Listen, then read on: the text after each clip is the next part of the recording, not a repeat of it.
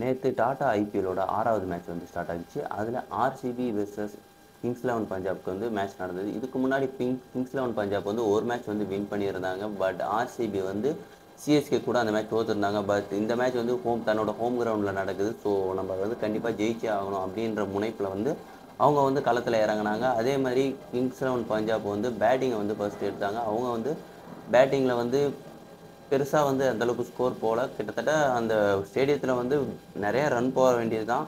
But ஆனால் அடிக்க வேண்டிய பேட்ஸ்மேன்ஸ் எல்லாரும் அவுட் ஆகிட்டாங்க. யாருன்னா லியாம் லிவிங்ஸ்டோன் அண்டு பிரப்சிம்ரன் ஓரளவுக்கு தான் அடித்தார். அதுக்கப்புறம் வந்து ஜானி பேரிஸ்டோ வந்து பெருசாக அந்தளவுக்கு ரன் அடிக்கவே இல்லை. ரன் யார் நல்லா ஸ்கோர் பண்ணாங்க அப்படின்னா அந்தளவுக்கு அதிகமாக ஸ்கோர் பண்ணல. ஷிகர் தவன் மட்டும்தான் வந்து ஒரு 40+ ரன்ஸ் வந்து அடித்தார்.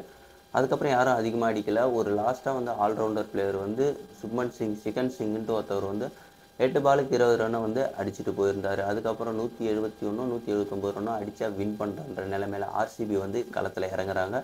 யாருன்னா விராட் கோலி, பாப் டூப்ளிசி. இந்த வாட்டி வந்து பாப் டூப்ளிசி வந்து பெரிதும் வந்து எதிர்பார்க்கப்பட்டாங்க. பட் ஆனால் அவருக்கு பாப் டூப்ளிசி வந்து அவுட் ஆகிட்டு போயிட்டார். அதுக்கப்புறம் விராட் கோலி வந்து நின்று தன்னோட T20 கெரியரில் 100வது 50யை வந்து பூர்த்தி பண்ணுறாரு. பூர்த்தி பண்ணிவிட்டு அவர் ஒரு 77 ரன் அடிக்கிறாரு. பூர்த்தி பண்ணிவிட்டு இதுக்கு முன்னாடி வந்து பார்த்தீங்கன்னா கிறிஸ் கெயில் வந்து 150 வந்து அடிச்சிருந்தார் இன்டர்நேஷ்னல் கெரியர் T20யில். மொத்தமாக T20யில் வந்து அவர் ஒரு 100 செஞ்சுரி அடிச்சிருக்காரு. அதுக்கப்புறம் அடுத்த வரிசையில் வந்து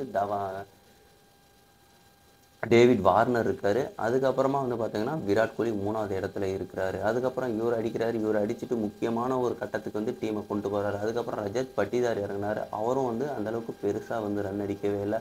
கடைசியாக வந்து மேட்சை வழக்கம் போல் யார் வின் பண்ணி கொடுக்குறாங்க அப்படின்னா தினேஷ் கார்த்திக்கும் அனுஜ் ராவத். இவங்க 2 பேர் தான். அனுஜ் ராவத்தும் அவுட் ஆகிட்டு போயிட்டார். பட் ஆனால் வந்து தினேஷ் கார்த்திக் தான் வந்து லாஸ்ட் ஓவரில் இந்த மேட்சை வந்து வின் பண்ணி கொடுத்தாரு.